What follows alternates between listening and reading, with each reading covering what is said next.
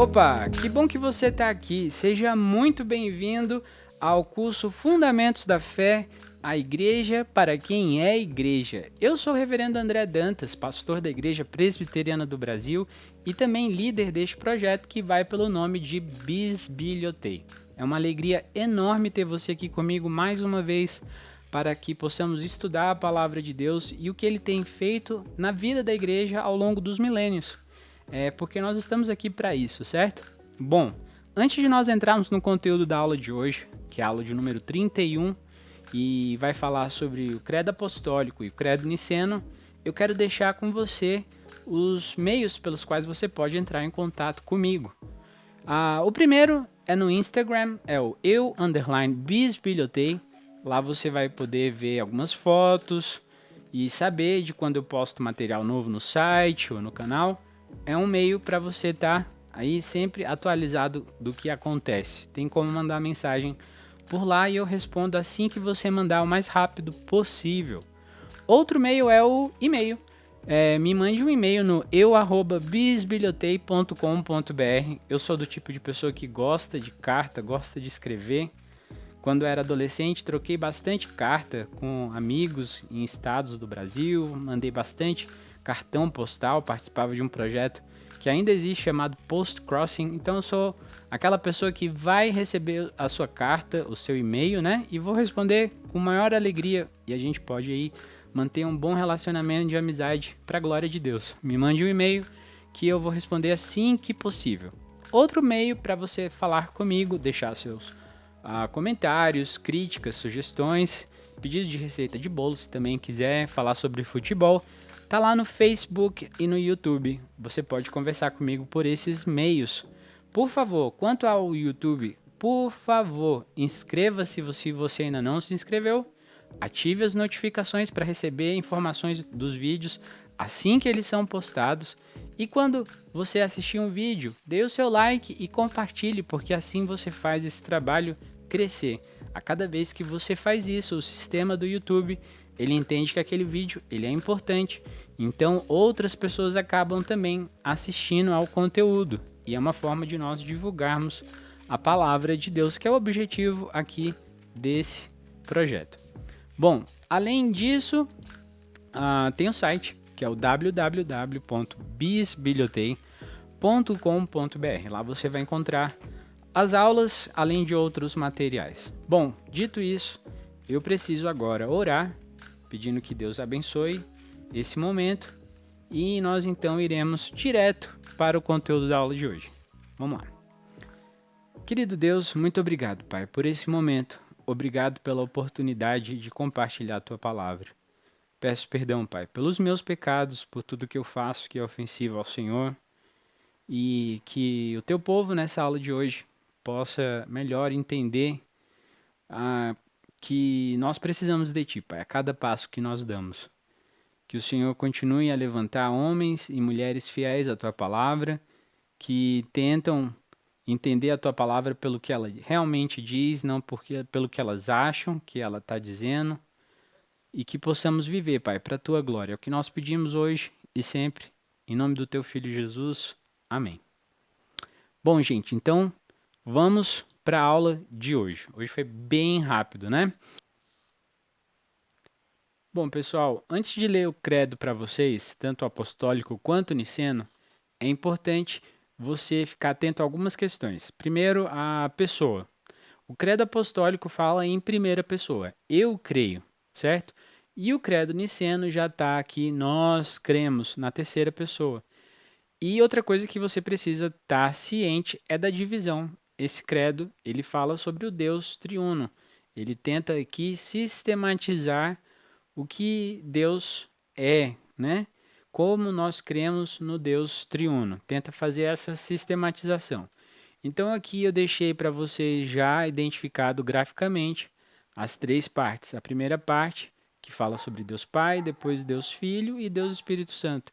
Como vocês vão ver mais adiante, o objeto que leva à confecção dos dois credos é em relação a Deus Filho, mais do que o Deus Pai e o Deus Espírito Santo.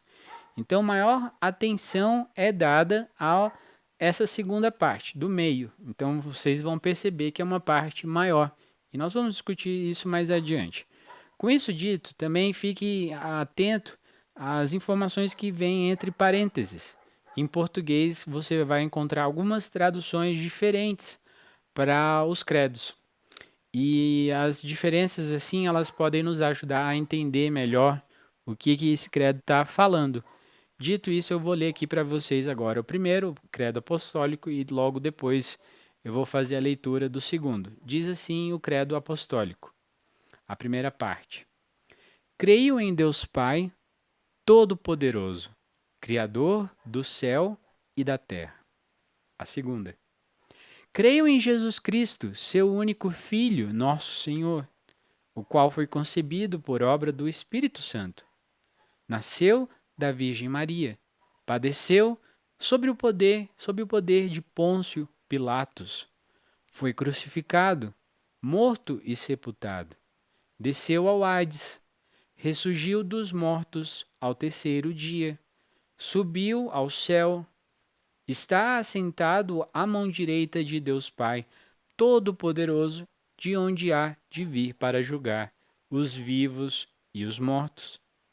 Creio no Espírito Santo, na Santa Igreja Universal, na comunhão dos santos, na remissão dos pecados, na ressurreição do corpo e na vida eterna. Amém. Fecha essa terceira parte que fala sobre o Espírito Santo, certo? E depois ele continua aqui ainda falando sobre a igreja, né? Na comunhão dos santos, na remissão dos pecados e na ressurreição do nosso corpo e da vida eterna. E ele conclui com amém, dizendo, sim, eu creio nisso, eu concordo com isso. É isso que o amém está aí para nosso entendimento. Então aqui a gente também agora tem um credo niceno que vai com essa mesma estrutura, só que agora na terceira pessoa, certo? Então veja bem as divisões que eu marquei aqui de forma gráfica para você ver. Cremos num único Deus, o Pai Todo-Poderoso, Criador do céu e da terra e de todas as coisas visíveis e invisíveis. E num só Senhor, Jesus Cristo, o único Filho de Deus, gerado pelo seu Pai antes de todos os mundos. E aqui em outra tradução já diz, antes de todos os séculos. Deus de Deus, luz de luz, verdadeiro Deus do verdadeiro Deus, gerado, não criado. Outra tradução diz aqui, não feito. E eu quero que você marque bem essa parte, porque aqui está o centro de todo o problema que leva à escrita deste documento, deste primeiro grande documento da história da igreja, depois, né, é claro, do principal, que é a palavra de Deus. Que diz assim, né, gerado, não criado ou não feito, sendo da mesma substância do Pai, de uma só substância com o Pai, a mesma coisa, por meio de quem todas as coisas foram feitas, aquele que por nós e por nossa salvação desceu do céu e foi encarnado, foi feito carne, pelo Espírito Santo da Virgem Maria, e foi feito homem, e foi crucificado também por nós, sob Pôncio Pilatos. Ele sofreu e foi sepultado, e ao terceiro dia ele ressuscitou segundo as Escrituras, e ascendeu ao céu, e está assentado à mão direita do Pai, e ele virá novamente, com glória, para julgar tanto os vivos quanto os mortos. Ele cujo reino não terá fim. Essa é a segunda parte aqui do credo niceno.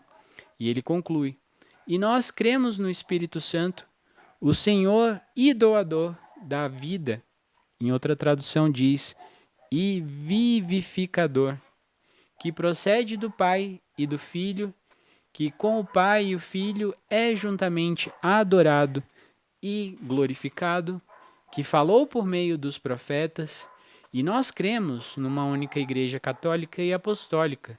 Reconhecemos um único batismo para a remissão de pecados e ansiamos pela ressurreição dos mortos e pela vinda e pela vida no mundo por vir. E aqui eles concluem dizendo amém. Sim, nós concordamos com isso.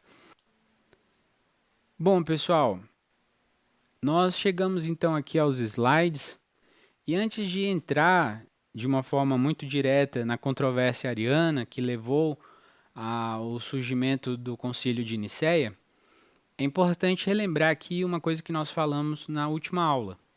Os credos e confissões, eles são documentos históricos, assim como os tratados, as definições, os dogmas, que eles têm por objetivo levar ao melhor entendimento da palavra de Deus. Eles vão nos auxiliar na interpretação bíblica. Eles não têm o objetivo de tomar o lugar da palavra de Deus, mas eles nos ajudam a igreja a não repetir os mesmos erros que ela fez no passado.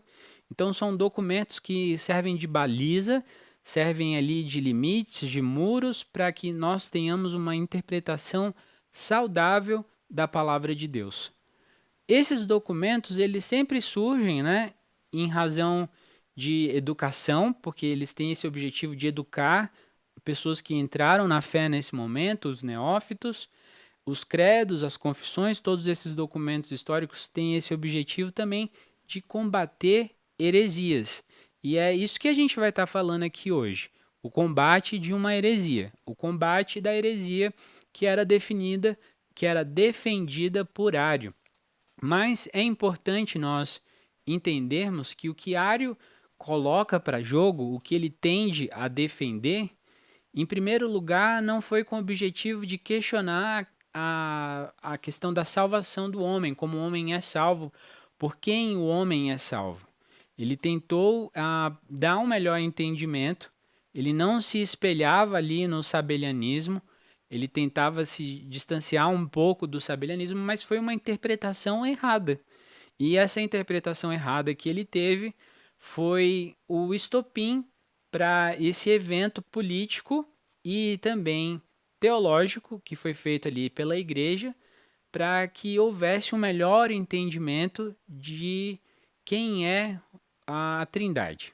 O que cada um faz, como a Trindade é formada, qual é a essência da Trindade, a natureza da Trindade. Então, o que ele fez de errado levou a esse momento, né, muito importante para a história da igreja.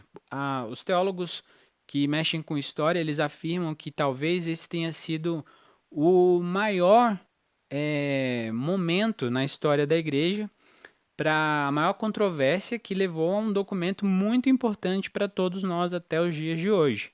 Então a gente vai estar tratando isso aqui nos próximos slides. Aqui eu coloco também o credo niceno, como eu coloquei lá naquele outro arquivo que está no apêndice da aula de hoje. E a gente vai estar aqui estudando como do sabelianismo chegamos ao arianismo, que é a fonte do problema para o concílio de Nicéia. Vamos lá. Os sabelianos, que é um grupo que existia ali no século III, eles afirmavam que o Pai, o Filho e o Espírito Santo, eles não são três pessoas. Então não existe a pessoa do Pai, a pessoa do Filho e a pessoa do Espírito Santo. Mas eles entendiam essa divisão como três funções, ou como três modos, três energias, três aspectos, três fases ou três ofícios, só que para explicar apenas uma única pessoa divina. Então eles não entendiam eles não entendiam a Trindade como nós entendemos que são três pessoas em uma. Mas eles entendiam que são três aspectos, três modos ou ofícios de uma única só pessoa. Depois dos sabelianos, houve uma outra pessoa, um outro estudioso, que foi Luciano de Antioquia. E Luciano de Antioquia, depois dos sabelianos, ele afirmava que nós não precisamos unir o Pai, o Filho e o Espírito Santo de acordo com o ser ou com a essência. Esse nível de identificação da Trindade quanto à sua essência, eles são a mesma matéria, surgiram no mesmo momento. Ele falava que isso não era uma coisa que nós devíamos estar preocupados.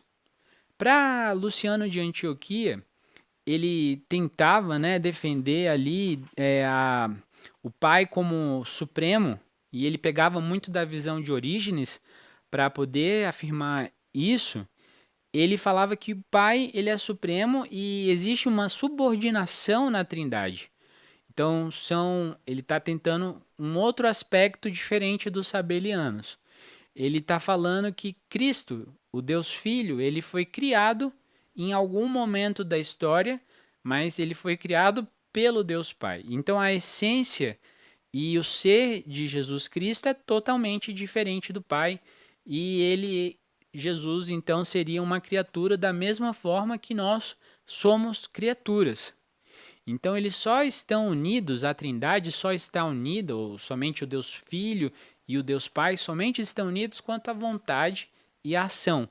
Somente nisso eles têm essa comunhão plena, mas todo o resto, a mesma essência e o mesmo ser não são iguais. Esse aí era o que ele defendia. E Ário, ele pega esse pensamento, a partir desse pensamento, e ele vai fazer então a sua proposição, certo? Então, Ário ele é um estudante de Luciano. E isso acontece ali, gente, só para vocês terem uma ideia geográfica de onde está acontecendo todo esse problema, naquela região entre Egito e Turquia, ali naquele momento que está acontecendo toda essa controvérsia. Beleza? É uma visão muito simplista da Trindade, é uma visão que tem esses problemas todos e que a gente vai tratar nesse momento. Ário, é importante dizer isso, que Ário ele não quer retornar ao modalismo, ele quer propor algo diferente. Só que quando ele faz essa afirmação, ele cria um problema gigante.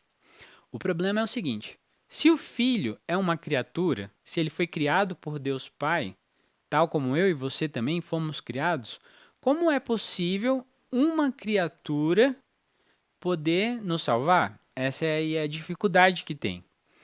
Então, é importante a gente mudar aqui rapidão para a Bíblia. Vamos para a palavra de Deus. Antes de João, eu quero ler com vocês Gênesis. E vou ler o primeiro versículo e depois eu passo então para o versículo 23, se eu não me engano. Que diz assim, ó, gente. Opa, beleza. Criação do universo é o subtítulo aqui do redator, né? Mas diz assim: no princípio, no início, Deus criou o quê? Os céus e a terra. Essa aqui basicamente é a primeira afirmação tanto do credo apostólico quanto do niceno, certo? Porque a gente tem lá no credo que eu creio em Deus Pai Todo-Poderoso, Criador do céu e da terra. E a gente vê no credo niceno que tem essa adição, porque é posterior, né? Que agora nós cremos num único Deus, o Pai Todo-Poderoso, que ele fez o quê? Criou o Criador do céu e da terra e de todas as coisas visíveis e invisíveis. Ele adiciona essa nova informação que o apostólico não tinha. E aí ele diz, mais para frente, no versículo 23, não, 23 não, 26, isso, 26. E ele diz assim, ó, e Deus disse, presta muita atenção aqui nessa parte, façamos o ser humano à nossa imagem. Deus estava falando com quem? Com ele mesmo, com a Trindade, né? Então, Deus Pai está aqui, Deus Filho está aqui e Deus Espírito Santo está aqui. Então, Deus cria o homem, faz ele fecundo e ele coloca esse homem para viver na terra que ele criou. E depois, lá em João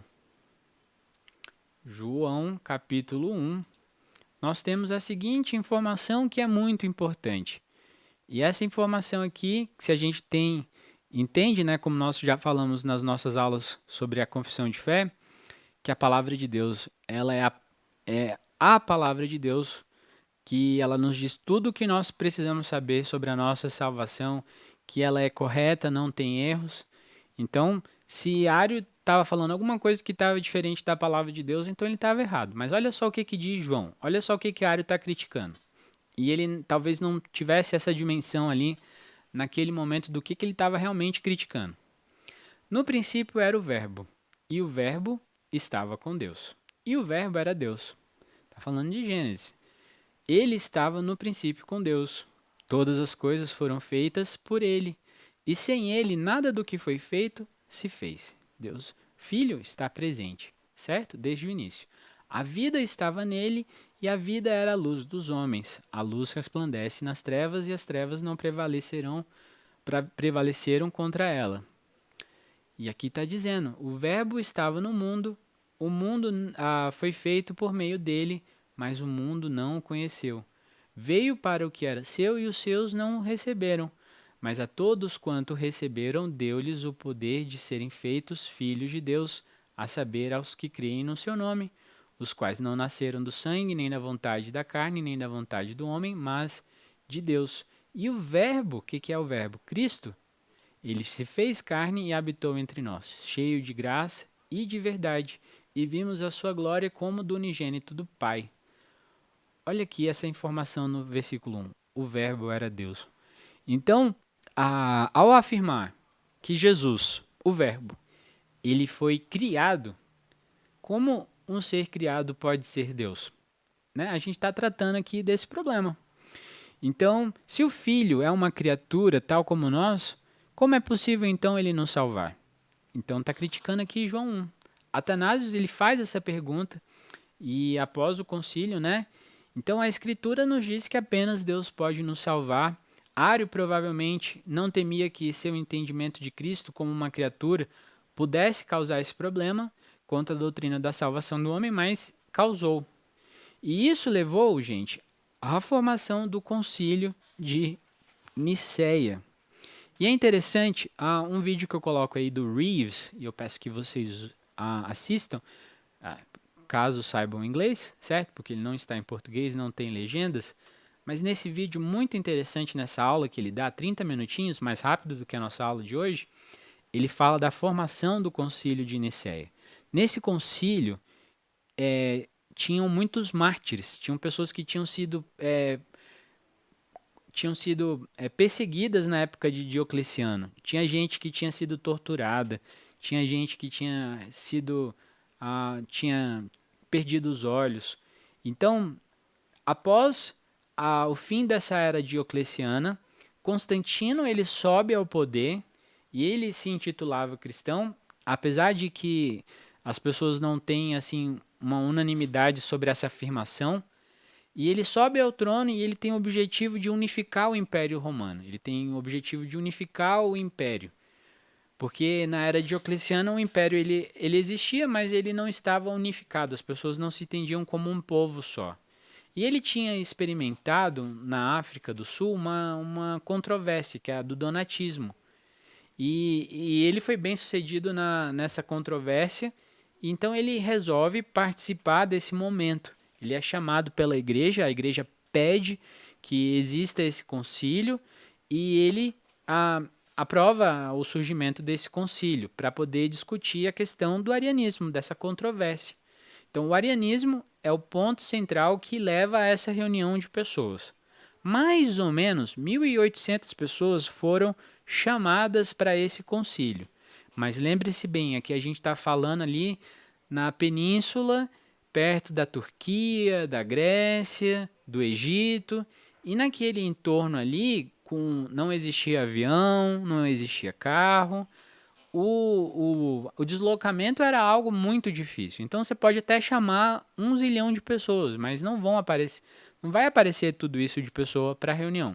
Então, de 1.800 pessoas que foram convidadas, que estavam elegíveis a participar, que tinham ali, vamos dizer, o currículo necessário para participar daquela reunião, daquele concílio ecumênico, cerca de 300 pessoas compareceram, certo? Então, essa reunião de concílio não era uma reunião de concílio como as do dia de hoje, que você precisa ter a maioria das pessoas para poder aprovar determinado assunto. Por exemplo, na igreja presbiteriana, quando a gente tem uma assembleia, a gente precisa, se a igreja tem 100 membros, ela vai precisar de 50% mais um para poder acontecer a reunião, para aprovar determinado assunto daquele grupo que está presente. vai precisar ter em determinados assuntos um terço, pelo menos, ou outras informações relacionadas a isso. Naquela época não era assim. Não precisava da opinião da maioria. A pessoa que estava presidindo o concílio, ela ia até a frente daquele salão onde eles estavam reunidos e ela trazia o assunto e naquele mesmo momento elas decidiam sobre a questão. E é uma reunião bem diferente do que vai acontecer ali cerca de 1000 anos depois na Confissão de Fé de Westminster.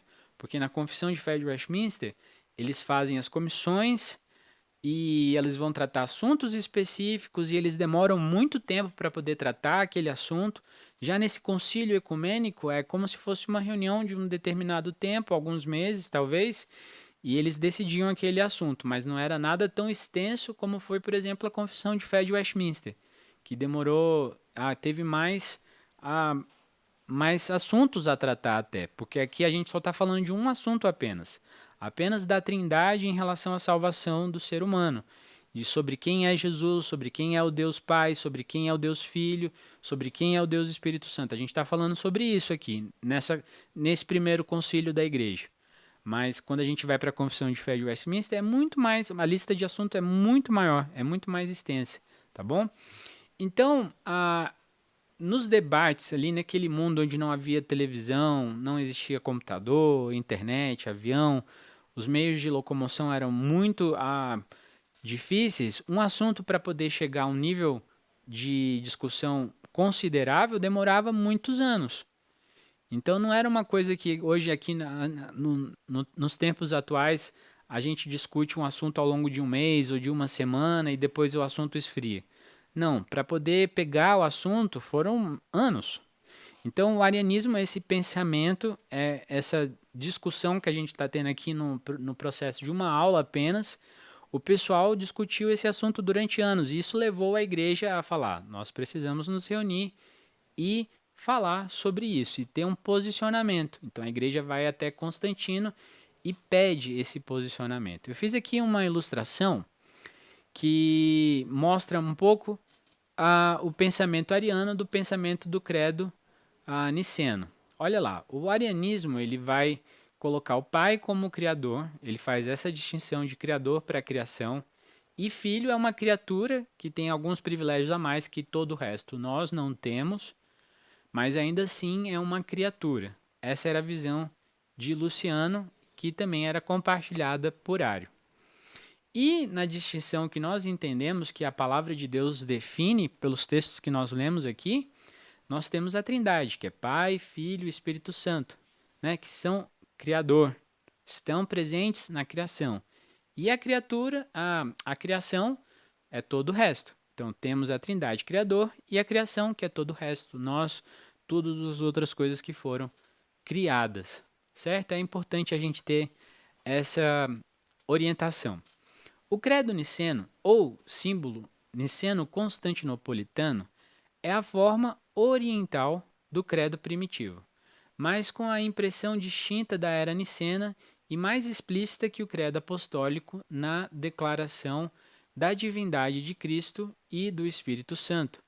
Os credos orientais, eles surgiram como fórmula batismal, isto é, feitos para o batismo e confissão de fé dos catecúmenos no Deus triuno. Vamos explicar o que está dizendo essa primeira parte aqui. Deixa eu só orientar aqui melhor a tela para vocês verem. Quando vocês pensarem aqui em oriental e ocidental, tracem uma linha no globo dividindo a Roma, e aí toda a parte que chega até nós aqui no Brasil, né, a gente vai entender como Ocidente, e toda a parte de Roma para lá, ali para a Rússia, para aquela região de lá, você pensa aquilo ali como Oriente, tá joia? Não pense Oriente apenas como China, Japão, nem nada disso. Entenda a sua divisão mais ou menos nesse entendimento. Quando você pega a sua Bíblia e você olha os mapas bíblicos, você vai ver que Paulo e aquele pessoal todo que evangelizava, eles iam muito para essa região oriental também. Então a palavra de Deus chegou ali naquele grupo. E a gente tem ali no início da igreja, né, a partir do século I, a Europa sendo evangelizada, a palavra de Deus chegando em todos esses lugares. Então, esse primeiro documento, que é o Credo Apostólico, que aqui ele não foi feito pelos apóstolos, certo? Não entenda isso. Mas o Credo Apostólico, ele tem uma formação mais oriental, enquanto o Credo Niceno, ele é uma formação mais oriental. E ele tem, então, essa prática, ele era usado não para combater uma heresia, mas ele era usado no momento do batismo e de confissão de fé das pessoas que eram expostas à palavra de Deus e eram convertidas pelo Espírito Santo, tá? Eu não vou usar aqui que elas se converteram, mas elas foram convertidas. Então essas pessoas, no momento do batismo e confissão de fé, esse era um texto que era utilizado para ensinar essas pessoas a respeito do Deus triuno, da Trindade. Então, ele vai falar o niceno muito mais. Vou começar aqui pelo apostólico, né? Não, desculpa, vou começar aqui pelo niceno mesmo. O credo niceno, que ele tem uma formação mais oriental, ele vai falar muito mais da essência, ele é mais polêmico porque ele traz mais informações, ele é mais flexível. Só que ele também é mais capaz de se adaptar às exigências da igreja na manutenção da fé e nesse confronto com essas heresias que existiam naquele momento. Ele é controlado por sínodos e ele também tem um modelo final que foi feito pelos concílios ecumênicos. Tanto que eu disse que aquela terceira parte ela foi feita num concílio de Toledo, que foi anos depois. E o credo apostólico, que é a formação ocidental, a gente tem aqui no credo apostólico, ele é mais simples, ele é mais prático, porque ele é para batismo, ele é para confissão de fé, para novos convertidos, para os neófitos. Ele é mais inflexível, porque ele é bem mais resumido, e ele é mais estático. A custódia era dada a várias igrejas e cada uma tinha liberdade de fazer uma adição ou alteração dentro de certos limites, até que a forma romana se sobrepôs a todas as anteriores. Como é que funciona aqui? Eles deram o texto base e em cada uma das regiões você encontrava algumas traduções diferentes, com algum acréscimo de alguma palavra ou outra. E a gente sabe disso pela história, pelos documentos que foram achados em cidade X, em cidade Y, em cidade W. Você vê que o credo apostólico naquelas regiões as pessoas gravavam os credos de forma diferente. Então você tem essa informação aqui que elas tinham uma certa liberdade, mas depois, com o passar do tempo, dos anos, dos séculos, a gente vê que o credo apostólico, que ele é feito por Roma, ele tem a forma final, que se sobrepõe sobre todas as outras e é que é a forma que a gente tem hoje. Vamos lá para datas e informações importantes para você se situar na linha do tempo. O credo niceno original, o primeiro, ele data desse primeiro concílio ecumênico, né, de Nicéia, feito por Constantino para responder a Ariano em 325 depois de Cristo, para resolver essa controvérsia. E ele conta, né, com mais de 318 para ser exato, bispos de todo o Oriente, com exceção a Osio da Espanha, que não foi. E foram convidados, né, 1.800 pessoas, mas a gente só teve esses 318 aí. Ele vai terminar de uma forma bem abrupta, falando e no espírito, mas adiciona uma anátema contra os arianos. A gente vai ver essa anátema, essa maldição. Anátema é como se fosse um aviso, né, para falar às pessoas assim, olha, não deixem fazer isso à igreja. Não deixem que digam algo diferente do que está escrito aqui. Se alguém disser algo diferente do que está escrito aqui, que essa pessoa não faça parte da igreja, porque o que ela está falando não é o que a igreja acredita. Somente isso, tá joia? Não está mandando matar a pessoa, mas é uma maldição no sentido de dizer, olha, essa pessoa ela não comunga com a mesma coisa que a gente comunga. O que ela está falando, o que ela está afirmando é outra coisa, não é o evangelho, é outra coisa. Então, esse é o sentido de anátema. Depois a gente tem o credo niceno-constantinopolitano. Sempre gosto de falar esse nome porque eu consigo falar sem gaguejar ou travar a língua. Além de algumas pequenas mudanças nos dois primeiros artigos, adiciona a cláusula após o espírito, mas ela não tem a repreensão, a anátema, tá? Então, no primeiro credo você tem anátema, no segundo você não tem. Dá o texto como a Igreja Ocidental recebe os dias de hoje, é o formato final. Datada do segundo concílio, já não é do primeiro concílio ecumênico, mas do segundo, que foi convocado por Teodósios em Constantinopla, muitos anos depois, né? 325 para 381. E agora ele vai contra os macedônios e os pneumatossianos, que se opunham à divindade do Espírito Santo. Algumas pessoas que falam sobre o credo niceno, elas afirmam, elas vão falar, algumas não todas, elas vão falar que o credo niceno ele não é trinitariano, não fala sobre a trindade. Mas fala sim, só que de forma abrupta. Mas lembre-se bem que o objetivo não era tratar, não se questionava a respeito do Deus Espírito Santo e de Deus Pai. Questionava sim a respeito de Deus Pai, mas o objeto central do questionamento era Deus Filho. Então eles falam no final de forma abrupta, mas eles falam. E eles falarem significa que é sim um credo trinitariano. Só que no Niceno Constantinopolitano, você tem esse grupo de pessoas que elas se opunham à divindade. Então eles acham que é interessante adicionar um pouco mais de informações para contrapor a esse povo que fala que o Espírito Santo não é Deus. E ainda tem algumas pessoas nos dias de hoje que vão nessa linha, né? Infelizmente. Mas esses documentos que a gente tem e defende, eles são certinhos, porque eles falam a favor do Espírito Santo. E esse segundo concílio, ele tem só 150 pessoas, e todas essas do Oriente. O Ocidente não participa dessa segunda reunião. O reconhecimento desse credo ele só vem de forma definitiva no Concílio da Calcedônia. Então, olha só, 381 é quando ele é feito, mas mais de quase 70 anos depois é quando ele recebe o ok. Hoje em dia isso teria sido tratado em questão de semanas, ou de meses, ou talvez até no máximo um ano, mas naquele tempo era o tempo que demorava para tratar dos assuntos. Lembre-se bem a questão geográfica, tá? Aétios, que foi o diácono em Constantinopla, devido ao segundo concílio, chamou este credo também de o credo dos 150 pais, sendo que a primeira versão era conhecida também como o credo dos 318 pais. Tem essa diferença. Se fosse numa prova, eu iria perguntar isso aqui para vocês. Ó. Qual é o credo dos 318 pais? É o primeiro, é o credo niceno. Qual é o credo dos 150 pais? É o segundo credo, o credo niceno constantinopolitano, que vem com esse pacote de atualizações, né, de adições.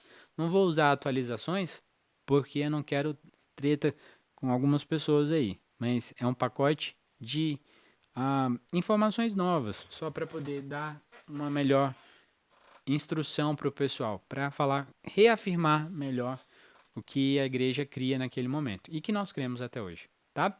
As cláusulas adicionais, elas surgiram 7 anos antes em 2 credos de Epifânio e um credo nativo da Palestina e no credo de Cirilo de Jerusalém. É legal demais essa informação aqui. Por quê? A gente está tratando do credo apostólico e do credo niceno. Mas existiram credos anteriores a esses credos. Talvez nós não temos acesso aqui a todos eles. Nós estamos tratando de credos que tiveram uma afirmação pública e notória em vários países naquele momento. Mas pessoas, de forma individual, elas faziam seus próprios credos. E você pode fazer isso também. A palavra de Deus, de acordo com a leitura da palavra de Deus, você pode fazer, olha, eu creio nisso, nisso, nisso, porque está apoiado na Bíblia. Então, se estiver apoiado na Bíblia, beleza. Se não tiver, anátema, certo? Mas você vê que essas cláusulas adicionais, as pessoas tiveram acesso ao credo, né, de Epifânio, que era um nativo lá da Palestina, e esse credo de Cirilo de Jerusalém, e falaram, opa, tem uma informação boa aqui para a gente poder colocar e melhorar a escrita do documento oficial da igreja. E eles fizeram isso. Então, isso aqui é uma informação muito interessante. O terceiro ponto aqui, a forma latina ocidental, ela difere do grego pela palavra filioque. A igreja grega, que aderiu ao texto original, e enfatizando a monarquia do Pai como a única raiz e causa da divindade, ensina a única procissão do Espírito vindo somente do Pai, que se supõe ser um ser eterno, que se supõe ser um eterno processo intertrinitariano como a geração do Filho, e que não pode ser confundido com a missão temporal do Espírito pelo Pai e o Filho. A Igreja Latina, no interesse da coigualdade do Filho com o Pai, e levando a procissão processio, num sentido mais amplo, ensinou desde Agostinho a dupla procissão do Espírito do Pai e do Filho, sem consultar a Igreja do Oriente, e elas adicionam essa informação ao credo. Isso é visto com mais clareza no terceiro concílio de Toledo. Olha, existe o primeiro, segundo concílio, primeiro concílio de Toledo, segundo concílio de Toledo, e a gente tem informação que no terceiro, lá na Espanha, em 589, vê que essa história começa em 381, para ser mais exato, em 325, mas aqui em 589, centenas de anos depois, lá no terceiro concílio de Toledo, eles fecham esse assunto em relação ao arianismo. E até hoje a gente ainda trata sobre essa questão na igreja, porque tem algumas pessoas que não entendem a Trindade pelo que ela é realmente, como a Bíblia afirma, certo? Então você vê que é um assunto importante, não é qualquer assunto, não é algo que você decora apenas porque você é criança e tem que decorar, mas é algo que fala muito de quem nós somos, da nossa identidade. Somos um povo que foi criado pelo um Deus triuno, Deus Pai, Deus Filho e Deus Espírito Santo. Mesma essência, mesmo ser, e eles se completam, e eles não precisam de nós. E a gente tem essas informações aí que são importantíssimas. Então, só concluindo aqui, né? Deus de Deu estava no credo niceno original, mas devido ao uso de Deus Verus, de Deus Deu Vero, foi omitida na edição constantinopolitana. E eu coloco aqui em inglês, só para vocês verem o que foi adicionado ou não. Vou dar Será que eu consigo um zoom melhor? Só um segundo. Deixa eu ver. Acho que agora foi. Vamos lá. Bom, o primeiro, né, o Constantinopolitano, de 381, e o Credo dos Apóstolos. Veja bem que o primeiro está na primeira pessoa, I believe, eu creio, e o outro está nós cremos. E aqui tem as informações, ó. Tudo que está entre parênteses foram as adições que foram feitas depois. Você vê que o credo dos apóstolos, na verdade, está trocado aqui e eu fiz errado na hora da edição. Mas esse da direita, né, é maior. E aqui o credo niceno. E tem a parte aqui no lado de cá que tem a anátema. Aqui mostra essa primeira parte de cá, falando sobre o Deus Pai. Toda essa parte maior aqui, ó, nesses dois cantos aqui, de Deus Filho. E essa conclusão abrupta que fala apenas no Espírito Santo. E no Espírito Santo. E termina aqui. E toda essa parte é a anátema que está no final do arquivo. Está aqui para vocês olharem depois, eu não vou gastar muito tempo com isso. Mas para vocês verem, só mudar aqui um segundinho, rapidão. Bom, voltei. Só para vocês verem, então, a importância dos credos. Os credos, no início, né, o niceno ele foi utilizado para batismo, para profissão de fé, mas depois foi necessário para poder combater um ensino errado da palavra de Deus, que por mais que ele tenha surgido de uma boa intenção, ele estava errado. E muitas vezes é assim que surgem heresias na igreja. Nem sempre a heresia vai surgir dentro da igreja com um motivo de dominação ou porque a pessoa tem algum plano maquiavélico ali que ela está intentando contra a igreja para obter dinheiro. Não, nem sempre é assim. Muitos erros dentro da igreja eles acontecem de forma ingênua, ou no sentido, talvez melhor me expressando aqui, eles acontecem por uma boa vontade, mas feita da forma errada. São pessoas que começam a pensar, mas pensam coisas que a Bíblia não diz. E o nosso pensamento ele deve estar sempre cativo à palavra de Deus. Tudo que nós lemos aqui, ele precisa ser confrontado com a palavra de Deus para ver se a palavra de Deus realmente faz aquelas afirmações. Porque se faz, então nós devemos seguir o que aquele credo está falando. Se não, anátema, não é verdade, é uma heresia. Nós não devemos compactuar e seguir aqueles ensinamentos que estão ali sendo colocados e são contrários à palavra de Deus.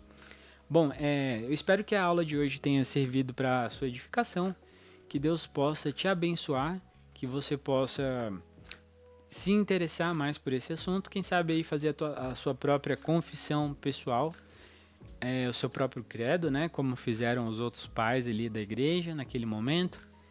E depois manda o que você achou sobre esse assunto. Manda aí e fala que se você já tinha ouvido falar sobre isso. Tenho aqui uma informação interessante. É só curiosidade.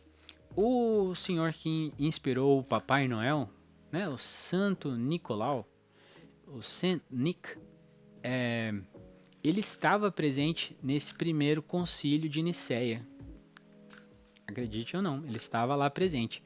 E ele deu uma bofetada, ele se envolveu numa briga e quase foi ali severamente repreendido por isso. E a razão que ele se meteu em briga é porque ele não concebia alguém falar mal do Deus triuno, né, da forma como estavam ali falando. Então ele se envolveu nessa discussão mais acalorada.